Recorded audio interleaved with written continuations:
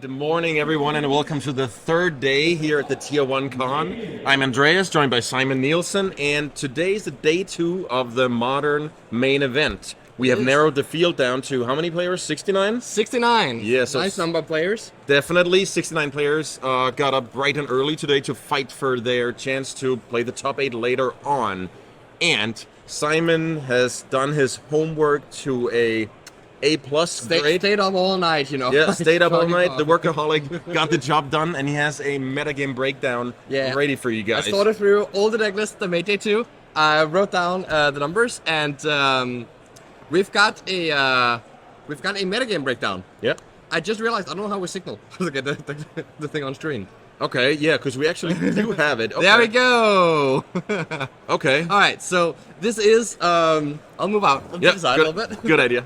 Yeah, so these are all the 69 decks that are in day 2. Yep. And as we can see, like the field is headlighted by far by Blue-Red Murktide. Okay. That's been the most popular deck. It continues to be the most popular deck on day 2, probably at an even higher percentage because it's also a very good deck. Right, so the conversion rate is better. Yep. Yes, but they do hang out a lot in the draw brackets, which is why we haven't seen it too much because we haven't featured too many draw players and so on. And they might get a little bit tricky in terms of like making sub 8 because of these draws. Yep. And then we see Amulet coming in second place. That's not something we expected. No, but I mean, at 5 copies, the difference between 5, 4 is not that big. True, yeah. So to me, it's like Murktide leading the field, and then we have like just a smattering of different decks. Exactly, like a chunk of different archetypes. It's also worth noting that the Amulet decks are like all at the bottom half of the the field. Okay. So we likely won't even see them today. But yeah, then we have like, like Living End, Burn, Grixis Shadow, like just mainstays of the modern meta. Yeah. Maybe Burn is not something you would expect to see in these high numbers at a tournament. But I think it's just a testament to the difference between online play and paper play. So when I advise some of my friends what to do with their last sideboard slots, I actually mentioned Burn because this is a paper tournament. Yeah. So yeah, it's just a little bit of different context, I would say. And we also got like Red-Black Midrange coming at 3 copies, which is quite a lot. Like that's not a deck you see too much. Modern day Junt. Yeah, exactly. And like speaking of Junt, you see Junt at 2 copies as well. Yep. So like you can kind of combine those into one archetype. Yeah, you could. I would say like Black Midrange, Liliana the Veil deck, however you want to slice it. But I think it's a good observation. So we have 5 Liliana decks. Exactly. So that's actually like also among the second most popular decks here. These Black Midrange decks. So that's really nice to see. Something new popping on.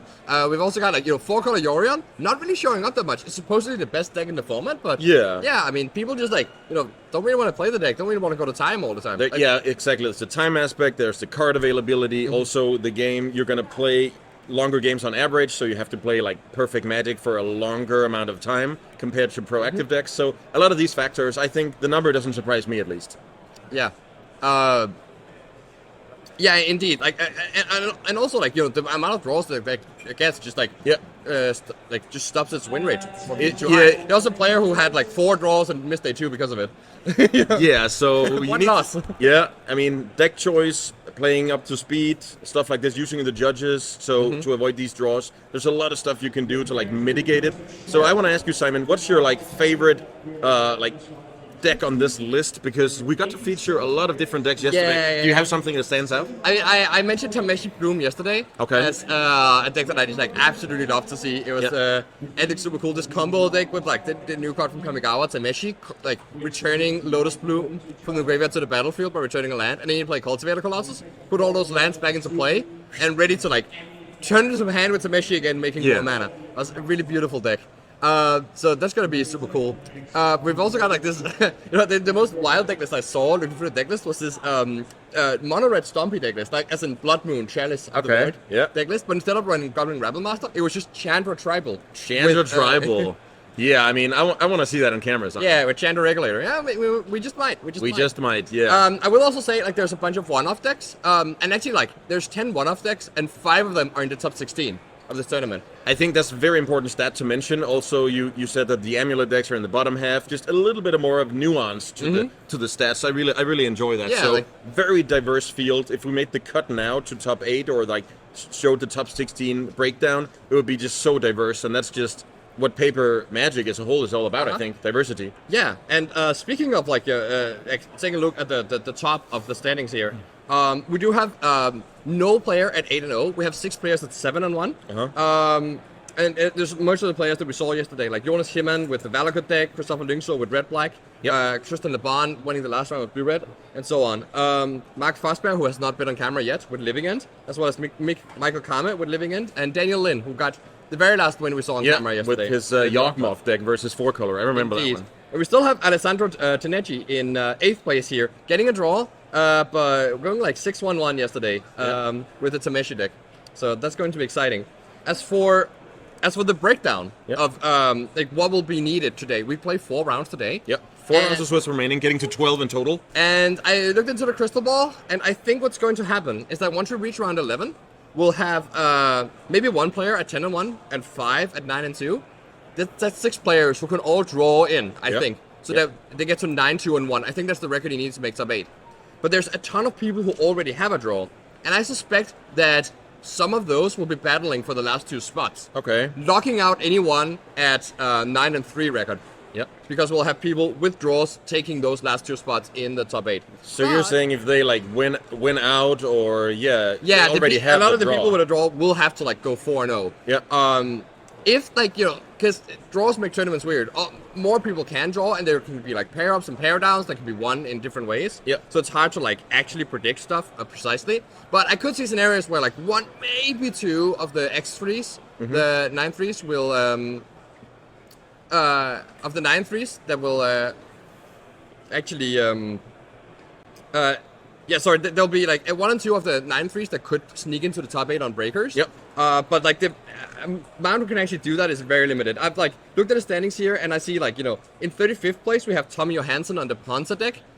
He's 5-3. If he goes 4-0, he might be able to make it. We have Andreas Klein on Junt and Christian Hyping on 4-color Scapeshift. Yeah. As the last player in 37th place, that I would say has a realistic shot at making top 8. But he has to go 4-0 and hope that. Because I was about to say, work out. if you start the day at 5-3, every person you play against will make your breakers mediocre at best. So I am expecting the people already on top of the standings will end up at 3 losses to be those in the conversation. But we'll see about that. I mean, Tommy specifically has excellent breakers. He has better breakers than anyone else in the field. I agree, but that will change. That will be changed. They will play against each other and get good breakers. True. So maybe it'll like even out. But who knows? That's just speculation and a bit of context for you guys at home. Great insight, Simon, and great work for sure. I want to go to the split screen here and see how our players doing. Oh, they look to be on the phone. So I think we are ready to start the play. Yeah, we're ready to start. So we have a juicy one here. Two of the local favorites, in my opinion. Yeah, 2 of the best players in Denmark. Definitely. We have Oscar Christensen against the Danish giant Christopher Larsen. Yes, indeed. And I know they were pretty sad to play against each other. They prefer to play against each other later, preferably like in the top 8. But that's true. Yeah, and they are both at 6-2. So getting that 3rd loss, that puts you in that scrum where you like need to win out and then hope to win on tiebreakers. So this might be an elimination match. That's the dark reality of the situation. And we got Oscar on the Prisotron deck that we've seen a few times. We also saw Chris in round 1 yesterday on the Team Marinos deck. He managed to go 6-2 in the tournament so far. Yeah, I remember he got the job done on camera against Blue Red Murktide, I think. But now he's facing the Tron Master himself. Yeah, indeed. Not a normal green Tron. This is a basically monocolor. Yeah, basically like no color Tron deck. Yep. With just artifacts. Yeah, it's Snare Bridges, Spell Guides. The prison element is the focus here compared to something like Reality Smasher or like the typical green-based Tron decks. So let's see if he can lock out the Rhinos deck. And he is setting up Tron on turn 3. Yeah, that's why I called him the Tron Exactly, player. that's what we've seen. Every time Oscar's on camera, turn 3 Tron. Up until now, at least. I assume that this is actually an upkeep ice tapping down the tower. Yeah, that is what's happening here. Tap down the tower, draw a card. Yep. To at least limit Oscar's mana down to 4 on turn 3 instead of 7. I mean, it is a good tempo play and in a bad scenario. The only Eldrazi in the deck. But yeah, Thought Knot Seer is still a very potent card. I would assume that this 1 Cascade spell is going away. Shirtless Agent alongside some, let's call it, redundant red. Yeah, leaving Chris with just a bunch of like shocks. Yep. Which don't line up too well against Thought Knot Seer. He might actually end up using a dead plus fire to kill the Thought Knot Seer. 2 burn spells to kill a Thought Knot is not that bad. No, it's not, because you draw the extra card again, but it definitely also doesn't feel good. Yep. So probably no Legacy stream today. Let's see what the schedule allows for later. Welding Jar is on the stack, so now is the time for Chris. Yeah. Welding Jar can only regenerate an artifact. Oh though. my! Thought Yeah, it's okay. not. That is true. All right, yeah, he does indeed just like throw the 2 burn spells at the Thought Not So Seer. it wasn't in response to Welding Jar, obviously. It was just before taking 4 damage. Exactly. He ends up taking 3 from his land instead. Thank you guys. For this, guys, you're amazing. Thank you so much for noticing and letting us know. If you guys don't let us know, we just have to, give an educated guess ourselves, and that might not be too objective. So thank you so much. Oh yeah, that's true. Yeah, this is indeed game 1, and Chris is and it is round 9. Yeah. Yeah. So the score is 0-0. Thank you so much for noticing. We will get it fixed. This is game 1 of round 9 of the modern main event. Ooh, here comes Karn to find a Trinisphere. Yeah, my favorite 7-mana play. That is very good against Cascade spells. It really is. So why is it good, Simon? Because like you want to cast your Violent Outburst, 3 mana, and then you hit your your Rhinos, which also cost 3 mana. So you have to have 6 mana to Cascade. Yeah, and you need to go to Chris 6 is having mana. none of it. It's just like, I do not want to play against you having turn 3 Tron. Yep. On the play. Wow. It's just not happening. So that was kind of quick. So what's the context here? What is that Karn threatening to go get? Something like Sundering Titan to just ice the game? Or what's like the actual end game here? Yeah, I think he might just be getting the Possessed Portal, actually. We talked about it yesterday, too. Which is like an 8 mana artifact that says, for the rest of the game, players can't draw cards anymore. Yep. Which will lock Chris out if he doesn't, if he can't really cast spells because of the Trinisphere. Yep. And then like every turn, he will have to either discard a card or sacrifice a permanent. But the player with Karn in play is totally fine. He's like animate that portal, attack for 8. Like, the game will just be over very quickly. Chris did indeed have Prismari command, but the Welding Jar made it so that the portal would like choke him out of resources before like getting the chance to get to a new copy of artifact removal. Welding Jar was extremely important that game. Welding Jar is, I think it's just a one-of in this deck, but Spellskite is kind of has the same... Yeah, exactly. You play 1 Welding Jar, you can find it with the Ursa Saga. So what's going on in the sideboards here? Yeah, let's see how can Chris improve here. Maybe the 3 Blood Moons and the 4 Forces of Vigor is going to make a difference. Yeah, those are good, think? but the thing is about this Eldrazi deck, it actually functions relatively fine without access to broken mana compared to normal Tron It's deck. really hard to cast on Seer though, because the deck doesn't play Wastes. Yeah, right? Thought Not Seers, I think it's the Wastes got replaced by Island because of Beseju, just as a small adjustment to accommodate Beseju's kind of complicated text. Yeah, it has to search for a basic land, land with a basic land type. Exactly. And Wastes does not have a basic land type. Yeah. It is a basic When land. you look behind, like on the backside of a Magic card, there's only 5. Exactly. 5 different types. That has not changed. Yep. So how can Oscar improve here? So that's the thing with Karn sideboards. I'm pretty sure Oscar is just...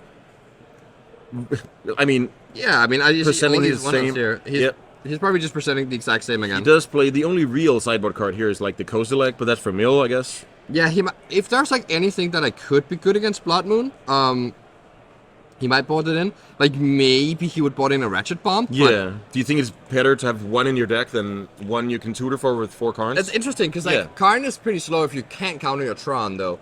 And Ratchet Bomb is really good against Rhinos, too. So that might be something that could come in. Yeah, so then speed can become an issue, but the flexibility gets a lot worse. Yeah, I mean, he might just be copy. fine to just resubmit the deck. Yeah. I assume that is what this is intended for. There is is a Relic and a Pithing Needle that doesn't seem too good in the main deck, so maybe that'll get swapped out for something more potent. Oh, yeah, that's a really good point. Yeah, sometimes it looks the other way. Like, I see the 1 Coast Lake here, which is there because of Mill. Yeah.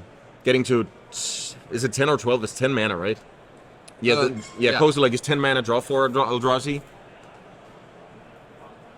Chris versus Oscar is one hell of a feature. We agree, and I was very happy to go to understanding. We handpicked it for a reason. Yeah. So we have Oscar. Yeah, exactly. Perfect. That's magic, right? So before it was 1-0 for Chris, now it's 1-0 for Oscar. So yeah, the score has been fixed. Did no one notice the guard dropping his coffee cup? No. In the background? No. That must have been hilarious. We didn't see it, but yeah, we do have security guards on site because we've been running old school tournaments on Friday and Saturday, and today's vintage. So they will play in a closed area with security guards, and you need like the correct armband to even go there, which is just kind of cool when you're traveling with hundreds of thousands of dollars worth of cards. Yeah, definitely makes sense. I mean, you also like see these guys just chilling out, like having a little beer. Yep. Like, just in the play area. Like it is a much different atmosphere than the like cutthroat, competitive environment of the main event here. Definitely, I love the contrast. I was lucky to cast the old school event on Friday, and it was just like it's the perfect contrast to this. I like a little bit of both. Yeah. That's good. This weekend, I didn't have to choose between my two favorite dishes. I could have both. I love old cards. I love competitive Magic. So, all right, I'm looking at the tiebreakers here. I think if Chris loses, that will be elimination for him because his breakers are pretty bad. But Oscar's breakers are pretty good. Oh, so he could actually still make it. You're the bearer of bad news here, Simon. Yeah, that is like Chris's sideboard is really good, right? Like his game one in this matchup is terrible. But Bush board, he actually has a real plan. He has 7 cards to bring in. He gets to take out all those like bad shock effects. Yeah. And actually interact on an axis that makes sense. Yeah, that's true. He has a lot of low impact cards in the main deck, and he'll be facing cards like now is he also taking an actual honest mulligan instead of showing the serum powder? Oh, yeah, that was the one from yesterday. Just serum powder into the perfect hand instead. Yes, yeah, exactly. that works. Could you please have the human deck list from the human who reached day 2? Well, we don't really have deck lists at the ready to show you guys, but I mean. Yeah, that is Kasper Woben sitting in actual 69th place, coming into the round, just sneaking by. Okay. So yeah, shoot him a message. Casper with a C, Waaben. Yes. Yeah, that's his surname. Okay. Shoot him a message and ask for it. I'm sure he's happy to share it if you find him on Facebook. Mm-hmm. Yeah. Okay. So there's the name in case we butchered some of it. All right, we got these Miller tokens ready. Those are the Rhino tokens for Let's see. So yesterday, Chris actually didn't have enough. He had 6 rhinos in play really? at some point. Yeah. So yeah, I did not plan ahead. And I know when he beat his opponent, he took a picture and actually sent to Martin Muriel. It's just like a tribute. Yeah, that's cool. Of course. So let's see how many cards the players start with. Yeah, Chris is on 7, but it's mostly Oscar. I'm curious. Yeah, about. Oscar on 6, I think. Okay. So not that bad. No, definitely not that bad. You're the mulligan master, so 6 is just perfectly fine. Is Chris running with the Lantern front strat here? We Uh, haven't actually. He has that a permanent in play For all now. match, so we have done that in permanent, so we don't know. For now, is it actually allowed? I do spot. I remember playing at that's PTs true. and being I actually don't think it's heavily allowed. instructed to do it like in a proper way. I think maybe his battlefield is just going to be like on top of Oscar's playmat. Yeah. But he will have Chalice for 0, which will shut off the Cascade. So that's Yeah, really big. so sure you And I can see you can Earth cast Saga. your agent or violent outburst, but However, I also see a Blood Moon hanging out in Chris' hand. okay, and That- that will kill the saga immediately and Yes. heavily hinder Oscar's ability Do to. we have time to explain why? kills Ursa Saga? Well, I don't need the time; I need the actual knowledge. Ooh, was Seiju killing the Chalice here? That's really neat. In response to the Spells Guide. Yes, of course. Pretty important. Spells Guide. I remember when that card used to be a format all-star because it was good against Infect and good against Twin. And when you played like against the occasional Boggles deck, also good. So lots of it's cool to see a card like that come back. Oh, but he has a second one for 0. Yeah. Which obviously couldn't play when the other one was in play, because you can play 2 Chalices in 0. Correct. The first one will counter the second. Yeah, the first one will counter the second. I just have to think about that. It's the because only number on Chalice where it counters itself. no, but if you have a Chalice of the Void for 2 in play, you can't play it for 1. Yeah, but I mean like the same number. The same number. You Okay, can't got like it. double up on the same number. Because that's the scenario I thought about. Yeah. Because where I come from, it's vintage, so the card is restricted, so this really doesn't come up. But for sure, here it's a thing. Sven asked when Legacy stream starts, and there's not going to be a Legacy stream today as far as we know. Well, yeah, I don't want to promise anything. I'm just saying there is a chance later if I get the right people for it. Yeah. But I'm not going to promise anything. So Chris had to respond to the Spells Guide to kill the Chalice. That meant it's still Oscar's main phase, so he was able to develop another Chalice before passing the turn, which is crucial. Oh yeah, for sure. But still, this Blood Moon in Chris's hand could be very good. The issue is that he has a wooded foothill, so he can get a forest, but he's going to shut himself out of blue mana. Yep. So do you want to do that? Is that worthwhile? It's tough. I think at this point you have to think, what's my alternative? And the alternative doesn't look that good. Indeed, yeah, because there's going to be a bunch of constructs raining down. Yep.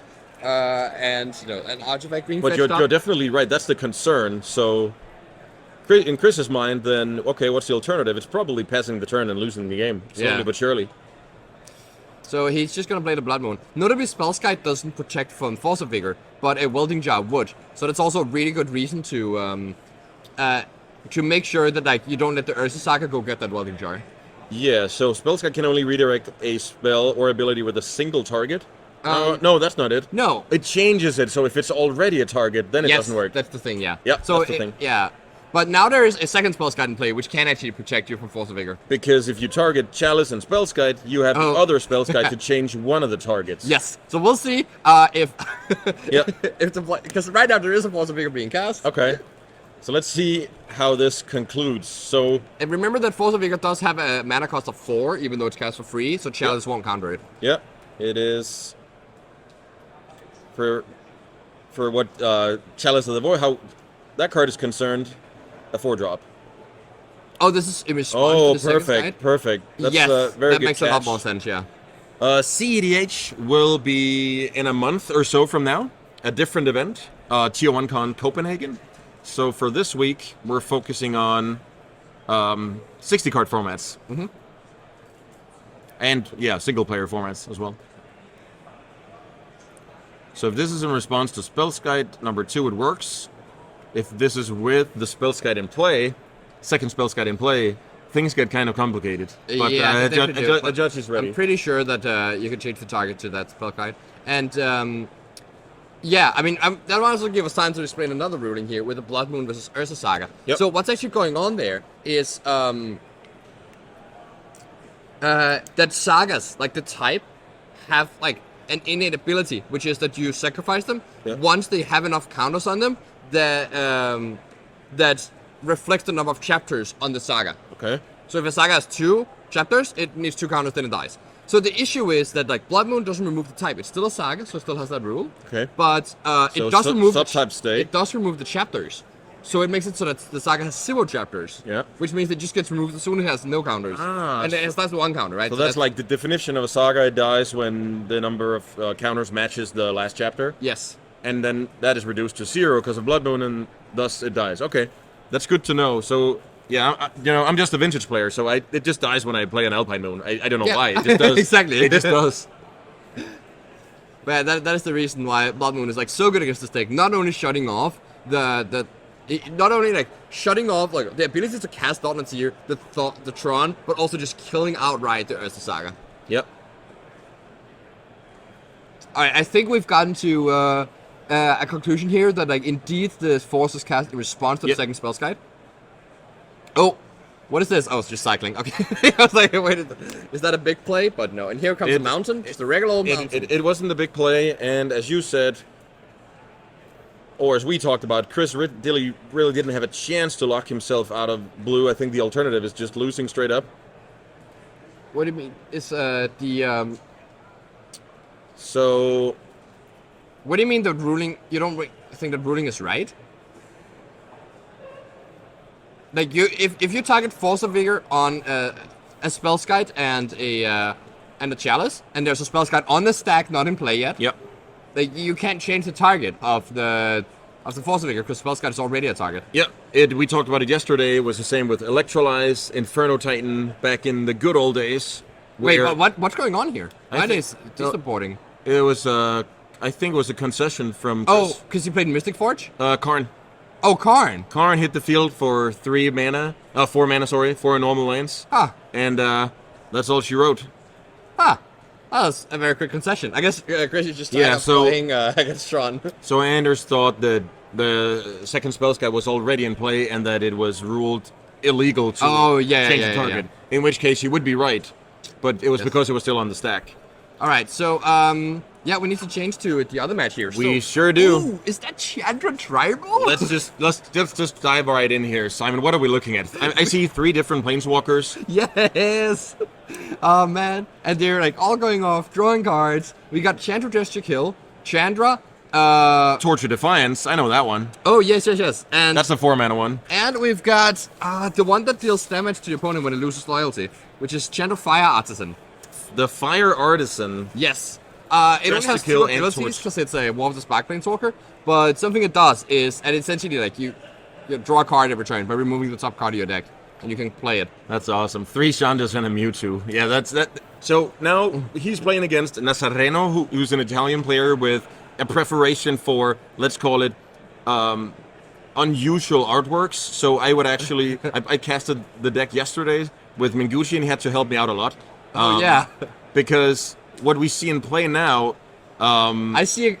Isn't that's a Stoneforge Mystic? I think it's 2 Mystics. No, not 2 Mystics. It's a Stoneforge Mystic. Sword of Fire and Ice. Oh, I see. But why is there a chalice under that card? That is Touch the Spirit Realm. That is an uncommon from Kamigawa. Okay. That I've played with in standards, and I know Okay, go for it. But it's basically an O-ring.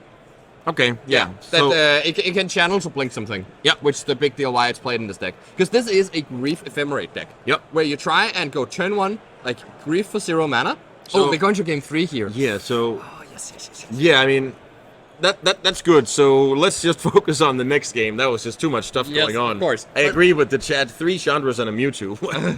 What did I walk into? I yeah, mean, exactly. What is this game? Even? Yeah. I didn't play. Is this the CEDH table? Like, what's going on? Yeah, and some Pokemon mixed in, and I was confused as well. So basically, the matchup here is mono red. What did you call, like, red Stompy? What do you want to call the deck? Yes, I mean Stompy is like a name usually used for the types of decks that want to play a very early Blood Moon. Yeah. It has Chalice and like has these like prison elements, and then back them off with some fast way to win, Yep. while the opponent is soft locked under your lock pieces. Yeah. It's not a prison deck. It's just trying to lock out the opponent early Yep. and then just like finish the game. Usually, like, aggressive decks that don't have much, like, card draw, just plays to the board, some lock pieces, trying to finish the game. Yes, exactly. Yeah. And yes, we usually call it Moon Stompy, for instance, in Yeah. Legacy. And yeah, usually we would have stuff like Goblin Rebel Master, but here Mark chose to go with just like a plethora of Chandras. And what I think is awesome is he's backing it up with Chandra's Regulator. Yes, which a is a- 2-mana artifact that it would be awesome if we could just get the, like, rules text in the chat. A Chandra's Regulator. Yeah, Yep. it's a 2-mana artifact that says whenever you activate an ability of a Chandra, you pay 1 mana, and if you do, you copy the ability. You copy that ability. And then also you can you- cycle through some mountains. Yeah, you can or- tap it to discard a mountain or a red card to draw a card, which is basically like all the cards in Mark's deck. Yeah, so mountains if or he has too many lands, you can kind of filter those into hopefully better card quality. Yep. And he's up against the Black-White Grief deck, which tries to play a Grief, evoking it, exiling a black card, and then play Ephemerate on it to blink it so it comes back into play. That's the dream, right? Yes. Or Solitude, but it's also just a somewhat normal Stoneforge Mystic deck. Yeah, exactly. It is kind of a Stoneforge Mystic mid-range deck with Calder Complete and like all you could want for Yeah. that. You also got Undying Evil to give Undying to the... Yeah, to have more Grief, copies of so it comes Ephemerate. back into play with basically. a plus counter. Yep. And even Persist as a reanimation spell, just Oh! get back your grief, or Sure. it's good against like red or black removal, just like a fine card. Yeah, so we're trying to have this combo in the early game to just shred apart the opponent's hand. Oh Yep. wait, so we've already started here, and we see protection from red and black. Yep. The Sanctifier and Vec coming down, and there's like one of the 2 Ragavans in Mark's deck also Yep. in play. Mark We're is on getting 2 blank copies now. of Ragavan, 12 copies of Chandra, so I like the priorities. There's a little Nunbo here. You can't cast Undying Evil on a Sanctifier and Vec. Definitely protection from black does work both ways, but But maybe it's okay. Okay, so here we see a Chalice on 1, which does lock out some, but definitely not all of yeah, Nazareno's so deck. not a lot of blinking can go on with that card in play. But this deck is definitely very focused on like the broken aspect. We have no Thalias, no like Arbiters, so it's not like Hate Bears of old. It is very focused on the blink strategy. Oh, so we've got... Grief alright. pitching a useless black card? Yes, Grief pitching a useless back card, and well, it actually is not going to get blinked probably because of that Chalice. But we do see a what's it called, like the Shadow Storm? not a- Shattering Spree. Shattering Spree, Yep. indeed. Shattering- That's also not a vintage stable. Look, hit me up if there's any legacy or vintage cards We've here. got the nice Fury. We've got is that looks like a burn spell of some sort. The top card in the pile, yeah. Yeah. So can't actually what tell is what what that is Light Up the Night? Ooh, it is Light of the Night indeed. Okay. That's so cool. Okay, so it is it's a fireball basically. Like red X, deal X damage to anything. Okay. And you can flashback it for 4 mana, removing X loyalty counters from planeswalkers you control. Wow! And as we saw last game, Yeah, Planeswalker loyalty I mean, counters. he had 18, but plus like the Chant of Fire Artisan, which whenever a loyalty is removed from it, it deals damage. Okay. So like that by itself can be like a 10 damage combo, just 5 Yep. loyalty from that planeswalker alone. So Shattering Spree being the choice. And here we see a Stoneforge Mystic being played to fetch up the Sword of Fire and Ice. Again, more protection from red. Ooh, Grief is exiled, by the way. Does it count for both players, like black cards? But the Sanctifier? Is Grief going to be exiled? Or does it don't? Yeah. Yeah, maybe, actually. Yeah. Do you see Sanctifier in Vec in... yeah, maybe we want to do that chat? before we before we make make a any big assumptions. fuss. It looks like the Undying Evil is exiled. That got exiled to Grief, so that's obvious. Yes, it should be exiled. Yeah. Alright, so we need a judge call. Yeah, we should... One of us should just go there and... Yeah, I'll just go fix it. Yeah. Simon will take care of business. Thank you so much for being ready to go here early in the morning, but you're definitely right. It is a symmetric effect on the Sanctifier. And that is relevant because, well, there is persist. As I was just saying, there is persist in the black-white deck, so it could be relevant, right? Yes, exactly. Yeah, definitely. So very good catch from the chat here. Oh yeah, for sure. Teamwork. Looking out for everyone. But now there's a Magus of the Moon in play. So we've so Blood Moon got pitched and then Magus of the Moon got played. I don't know if that's like because you actually had the choice then, right? Do you play the 2/2 or the Moon? So the 2/2 can attack and block, kinda, except there's a Sanctifier. And What did the Fury do? The Fury took out the Stoneforge Mystic. Okay, got it. And it's exiled. Yes, Thanks to the Sanctifier. Indeed. So yeah, there will be like a short judge resolution. Try to see like you probably don't do a backup because it's just a card in the wrong zone, which you can fix by putting it in the right zone. Yeah. But there might be some like warnings to be handed out because that We do play competitive REL, and yeah, we need to. All right, so it seems like game is progressing already. So was that a swamp? There was indeed a swamp actually. That's pretty lucky. So That's not bad, right? Black and white. I was available. about to say that could be bad news. Yeah, but also the Sword of Fire and Ice. You know, pro red on a pro red creature. that is a lot of protection. From That's red. a lot of projections here. Let's see if Mark in any way can. And it explains a lot why he would prioritize picking the Shattering He Spree. does not have the fourth land here. No to fourth play land. any Chandras. And the Ragavan again cannot attack into the Yep. Sanctifier. So now, you know, we just got the Sanctifier, like running on like a regular like black-white Stoneforge deck. And it looked like he pointed. Nazareno pointed at his opponent's. Oh, he didn't. He did shoot. Yeah. He Okay. just said, "I'm attacking you," and then killing the Ragavan. Okay, I see. Just he's getting used to playing against the Planeswalkers, and now Oh yeah. my attack. Do you recognize this? Do you know this card? I think it's the dog, like Oh dog yeah, visionary. you covered him already. Yes, Yeah. It is the Dog Visionary. Spirited Companion. Spirited Companion. I've played against it in multiple formats. It's also good in Pauper because it's already an enchantment type, so That's true. you can do some good stuff in a Boggles list. So yeah, I know that card for sure. It's just your like bread and butter card. I love cards like that. Yeah, definitely the glue text. Okay, so here we see the fourth land, but is it too late now? Like that sword of the Having Sanctifier is a Sword lot. of Fire and Ice going against the mono red deck is a beating. It is pretty good, yeah. And I assume that it was the Shattering Spree that got taken by... Exactly. the So he knew he had a Stoneforge and wanted to lean on this sword later. So yeah, just good planning. That's what you need to do when you play with discard spells. You have to have a good vision of how's the game going to progress. What am I going to do? What's my opponent's answer going to be? So you have to be able to, think a few steps ahead to be able to master the black So which discard Chandra's spells. getting played here? It is Torture Defiance. Making maybe making some mana? No, just dealing 2 damage to Just the dealing opponent. 2 damage. Oh, exiling the fireball here. Yeah, the Which- light up the night. It's not going to get flashbacked. It's not enough to light up the stage. Now they even have to light up the night. Yes. A lot of lighting up there in the red decks. So, cool interaction here is you need to attack a player with the sword, but you can deal the 2 damage to a walker if you want to. Oh, that makes so much sense, because I wondered why it was even a good thing to play a Planeswalker there, because I thought it would just die. But it Yeah. doesn't, actually. It It is literally guaranteed to survive. Yeah, because there's only a Oh, so that's... 4/4. Is that a hard cast Grief? It is because Magus got removed from the table, so now Oh, and now another that's how Light I of the know. Night is getting exiled here, so... Alright, Chalice. Chandra. I don't think yes.